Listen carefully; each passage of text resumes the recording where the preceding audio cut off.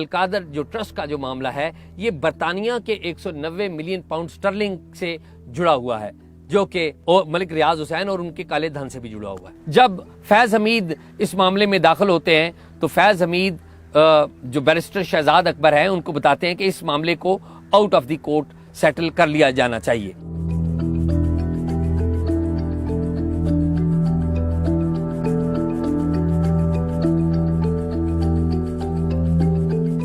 یہ معاملہ دراصل شروع ہوتا ہے 21 مارچ 2016 کو، جب برطانیہ میں کی کمپنی الٹیمیٹ ہولڈنگ ایک جو پراپرٹی ہے ہائیڈ پارک 1 پراپرٹی وہ خریدتی ہے سابق وزیر اعظم میاں محمد نواز شریف کے بیٹے حسین نواز سے۔ ان کے بیٹے سے جب یہ پراپرٹی خریدی جاتی ہے تو عام طور پہ تو ایک شخص کو پراپرٹی کسی کمپنی کو بیچے تو یہ معمول کی بات ہے، لیکن یہ جو الٹیمیٹ ہولڈنگز تھی یہ کوئی عام کمپنی نہیں تھی، یہ کمپنی ملک ریاض حسین جو کہ بیریا ٹاؤن کے مالک ہیں ان کے بیٹے کے نام رجسٹرڈ تھی، یعنی کہ علی ریاض کے نام یہ کمپنی رجسٹرڈ تھی۔ اب ہوتا ہے کہ 21 مارچ 2016 کو یہ پراپرٹی شریف فیملی کو فروخت کرنے کی ضرورت کیوں پیش آ گئی، اور اس کا جواب یہ ہے کہ یہ پراپرٹی اس وقت خریدی گئی جب پاناما پیپرز کی انویسٹیگیشن ہو رہی تھی، یعنی کہ پاناما پیپرز پوری دنیا میں 3 اور 4 اپریل 2016 کو آئے، اور اس سے تھوڑی دیر پہلے پاناما پیپرز کی انویسٹیگیشن کرنے والی ICIJ کی جو ٹیم ہے اس کے ایک ممبر ہیں ہمارے عمر چیمہ، انہوں نے کچھ سوال بھیجے تھے شریف فیملی کو، جس میں اس پراپرٹی یعنی کہ ہائیڈ پارک 1 پراپرٹی کے حوالے سے بھی سوال کیا گیا تھا۔ اب شریف فیملی نے سمجھا کہ یہ معاملہ کسی لائم لائٹ میں آئے گا، اور اس سے پہلے کہ یہ معاملہ لائم لائٹ میں آئے وہ جلدی اس پراپرٹی کو فروخت کر دیں۔ مارکیٹ ریٹ سے یہ پراپرٹی زیادہ داموں پر لی گئی، ویسے اس وقت جس وقت یہ پراپرٹی خریدی گئی اس وقت مارکیٹ میں اس کا ریٹ 30 زیادہ سے زیادہ 28 سے 30 ملین ڈالر کا تھا، لیکن یہ پراپرٹی کم و بیش 40-41 ملین پاؤنڈ سٹرلنگز میں خریدی گئی۔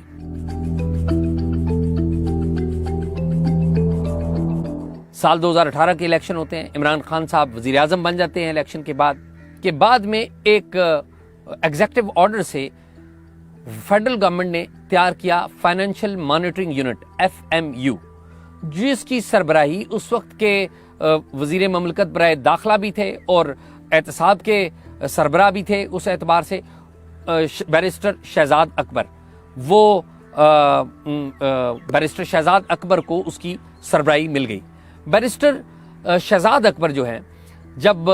ان کے پاس اس بات کی سربراہی آتی ہے تو انہیں پتہ لگتا ہے کہ 21 مارچ 22 مارچ 2016 کو شریف فیملی نے ایک پراپرٹی برطانیہ میں فروخت کی ہے۔ ہماری اطلاعات کے مطابق یہ برطانوی جو نیشنل کرائم ایجنسی ہے NCA اسے کہتے ہیں، جو کہ منی لانڈرنگ اور کرپشن اور غیر قانونی جو رقوم ہے ان کے حوالے سے تحقیقات کرتی ہے، تو FMU کی طرف سے یہ ایک کمپلینٹ چلی جاتی ہے برطانیہ میں کہ ہمیں اس سارے معاملے کی جو تحقیقات ہیں وہ کر کے دی جائیں۔ وہ اپنی تحقیقات کا آغاز کرتی ہے اور وہ تحقیقات کرتی ہے، اس تحقیقات میں نواز شریف فیملی اور ان کے تمام اراکین اور یہ پراپرٹی بیچنے والے نواز شریف کے بیٹے وہ بھی آتے ہیں۔ وہ ایک ایک کر کے وہ جو تمام لوگ ہیں وہ کلیئر ہو جاتے ہیں، برطانیہ کی تحقیقات میں یہ تمام لوگ کلیئر ہو جاتے ہیں۔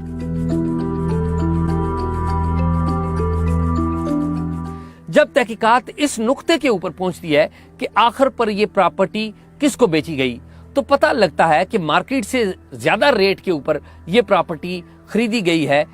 اس وقت کے جو الٹیمیٹ ہولڈنگز کے جو سربراہ تھے علی ریاض ملک، جو کہ بیٹے ہیں ملک ریاض حسین کے۔ تو یہ بات وہ تحقیقات کرتے ہیں کہ یہ پیسے کہاں سے آئے تھے، یہ پیسے پراپرٹی خریدنے کے لیے کہاں سے آئے تھے، تو پتہ لگتا ہے کہ یہ پیسے خریدنے کے لیے پیسے جو ہے پاکستان سے آئے تھے، اور جب پاکستان کے مختلف بینکوں سے اس کی ڈیٹیل لی جاتی ہے، ڈیٹیل مانگی جاتی ہے، تو بعض ڈیٹیل جو برطانوی جو نیشنل کرائم ایجنسی ہے اس کو دی جاتی ہے، اور شاید بعض ڈیٹیل ان کو بھی شیئر نہیں کی جاتی۔ لیکن ایک بات NCA اس وقت تک کلیئر کر چکی ہوتی ہے کہ یہ جو معاملہ ہے، یہ جو پیسوں کا معاملہ ہے، یہ جو پیسے برطانیہ میں گئے ملک ریاض حسین کے یا ان کے بیٹے کے جو پیسے گئے جس سے ہائیڈ پارک 1 کی پراپرٹی خریدی گئی، وہ کرائم پروسیڈ تھی، یعنی کہ وہ انلیگل منی تھی۔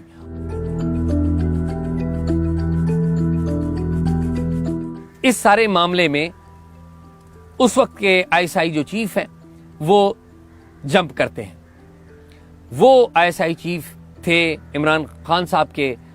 بڑے قریبی جانے جاتے لیفٹیننٹ جنرل فیض حمید۔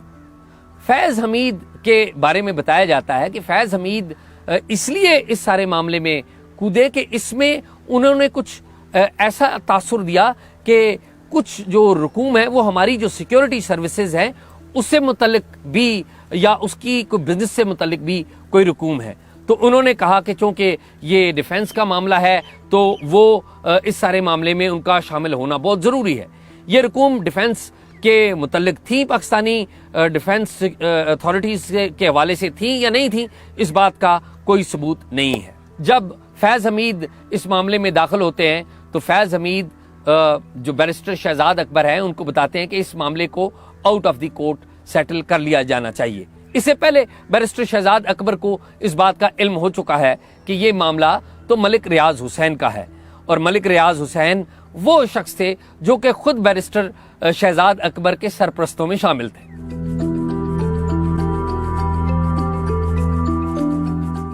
جب برطانوی نیشنل کرائم ایجنسی سے اسے out of the court settlement کرنے کی بات کی گئی تو بیرسٹر شہزاد اکبر نے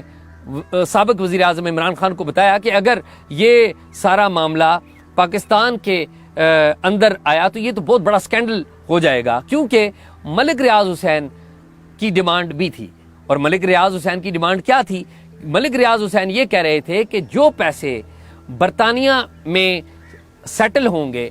وہ پیسے پاکستان میں سپریم کورٹ آف پاکستان نے ان کے ذمے کراچی بیریا ٹاؤن بنانے کے لیے جو لگائے تھے تقریباً 460 یا 62 ارب روپیہ، تو ملک ریاض یہ چاہ رہے تھے کہ وہ جو پیسے ہیں ان کے وہ 190 ملین پاؤنڈ سٹرلنگ برطانیہ سے جو آنے ہیں وہ اس جو ان کی سیٹلمنٹ ہے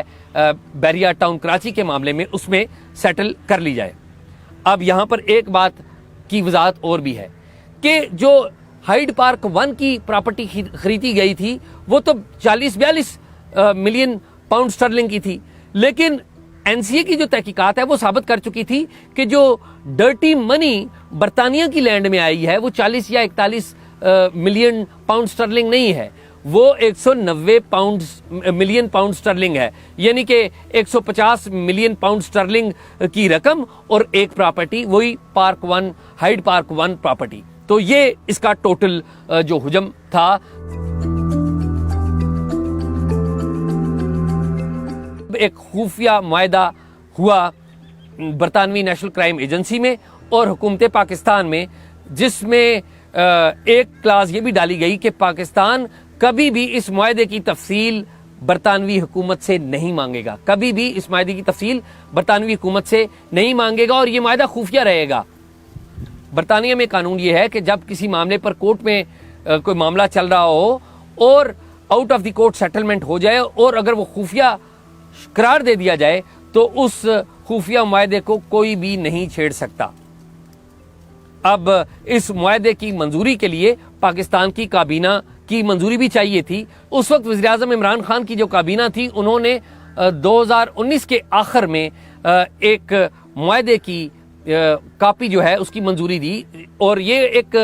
بند لفافے میں معاہدہ تھا جس کو کابینہ میں بتایا گیا کہ اگر اس کو کھول کے کابینہ کے ارکان کے سامنے بھی پڑھا گیا تو اس سے قومی سلامتی کو خطرہ ہو سکتا ہے، کیونکہ اس دوران القادر یونیورسٹی کا جو معاملہ ہے وہ بھی اپنے پروسیس میں چل رہا تھا۔ القادر یونیورسٹی کی جو لینڈ لینے کا معاملہ وہ بھی اپنے پروسیس میں تھا۔ 2 دسمبر 2019 کو برطانوی NCA اور پاکستان کے درمیان وہ معاہدہ طے پا جاتا ہے، وہ خفیہ معاہدہ طے پا جاتا ہے جس کے بارے میں آج تک ابھی تک کسی کو کچھ پتا نہیں کہ وہ معاہدہ کیا تھا، اس کی تفصیلات کیا تھی۔ وزیر اعظم عمران خان نے اعلان کر دیا کہ وہ نبی پاک کی سیرت کی تعلیم دینے کے لیے ایک یونیورسٹی قائم کریں گے، بلکہ ایک ٹرسٹ قائم کریں گے جسے القادر ٹرسٹ کا نام دیا گیا۔ اس ٹرسٹ کے نیچے پنجاب کے ضلع جہلم کی تحصیل سہاوا میں ایک 460 کنال رقبے کے اوپر ایک یونیورسٹی قائم کی جانی تھی،